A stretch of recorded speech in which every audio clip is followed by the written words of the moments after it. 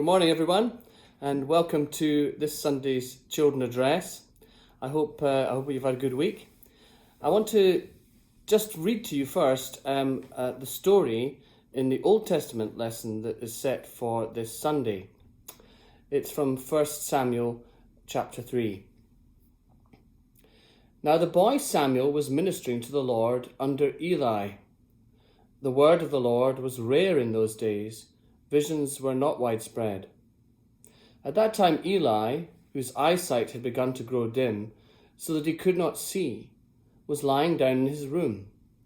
The lamp of God had not yet gone out, and Samuel was lying down in the temple of the Lord, where the ark of God was. Then the Lord called, "Samuel, Samuel." And he said, "Here I am," and ran to Eli and said, "Here I am, for you called me." But he said, "I did not call. Lie down again." So he went and lay down. The Lord called again, "Samuel, Samuel." And Samuel got up and went to Eli and said, "Here I am, for you called me." But he said, "I did not call, my son. Lie down again." Now Samuel did not yet know the Lord, and the word of the Lord had not yet been revealed to him. The Lord called Samuel again a third time, and he got up and went to Eli and said, "Here I am, for you called me." Then Eli perceived that the Lord was calling the boy. Therefore Eli said to Samuel, "Go, lie down, and if he calls you, you shall say, 'Speak, Lord, for your servant is listening.'" So Samuel went and lay down in his place. Now the Lord came and stood there, calling as before, "Samuel, Samuel." And Samuel said, "Speak, for your servant is listening." A wonderful story that reminds us that God does call us, does speak to us. But how does that work? How can we possibly hear God's voice? Well, I don't know if you use them much at school yet, but we have highlighters. And a highlighter is a light-coloured pen which you just draw across some words to make them stand out, jump out of the page, so you remind you exactly where those words are in a page. And I think God has an invisible highlighter. When my daughter Emily was really quite small, I remember her saying to me one night, "Daddy, I talk to God, but he doesn't talk back." And I remember at the time thinking, gosh, how am I going to explain this to this little girl?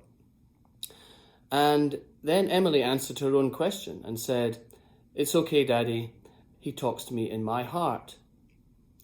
And I think that's a much better answer than I was going to give, and I think it's right.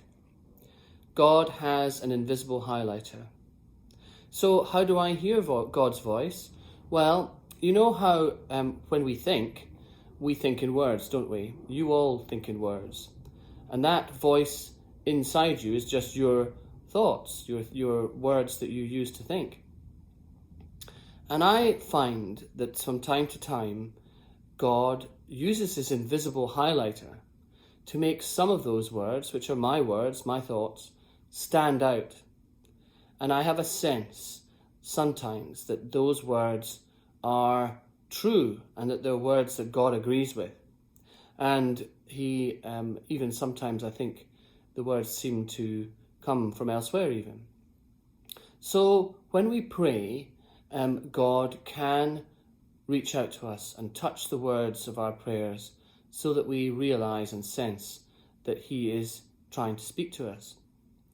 Likewise, when we read the Bible and read the Bible stories, sometimes that invisible highlighter makes some of those words jump out at us and makes them very vivid. And that's happened many times in history and to all of us, really, I think, from time to time. But famously, of course, St. Francis of Assisi, he was in church one Sunday and he heard the gospel being read. And it was the gospel that said about the rich man and rich young man who Jesus says to him, "Just give away all that you have to the poor and come and follow me." And all of us read that passage. But when St. Francis heard it, he had that feeling that God's highlighter was over those words. And he felt that God was saying that to him, that is what he had to do. And he did. He gave away everything he had to the poor, including even most of the clothes on his back. And he went to follow Jesus and became the famous St. Francis of Assisi that we all have heard of. And finally, I think, as well as that invisible highlighter being used in our thoughts and our prayers, and also when we read the scriptures, I think also it can be that we find God's words in what other people are saying to us. You know, particularly people we love.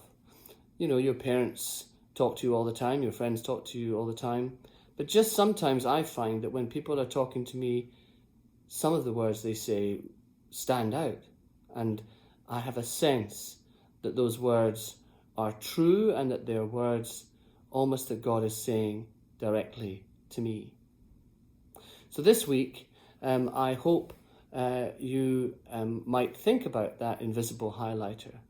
And when you are saying your prayers to God, and if you're reading the Bible stories or listening to them in church, or even when the people you love are speaking to you, like Samuel, once he'd heard God's voice once, he then learned to listen for it, to look for God's highlighter. And he heard many more things from God than he did that night. So have a wonderful Sunday, and every blessing to all of you this second Sunday after Epiphany. God bless you.